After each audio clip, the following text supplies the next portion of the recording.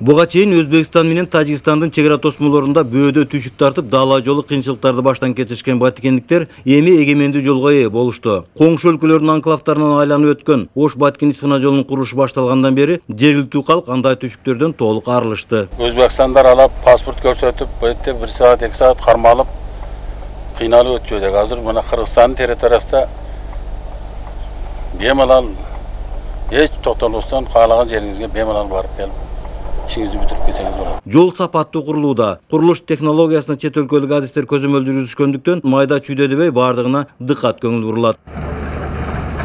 Нанжи болсо Пакистандын жараны. Жолго асфальт төшөө боюнча адис болгондуктан ашыктайда таш калтырбай, тегиздөө жана бекемдөө иштерине өзгөчө маани берип жатыптыр. 2013 году начали. Сапаты жакшы болот, эл да кубанып жатат. Курулуш 2013-жылы башталган. Быйыл бүтөбүз буюрса. Мурун чаң болуп жол жаман эле. Скоро мы закончим, асфальт будет, потом хорошо будет все. Курулуш иштерин өз мөөнөтүндө бүткөрүү үчүн каражат жетиштүү. Баткенден Исфанага чейинки аралыктын өзүндө эле 3 участокто иш кызуу жүрүүдө. Biz hazır şu Oş-Batken-Isfana yolunun 227 kilometrinde turabız.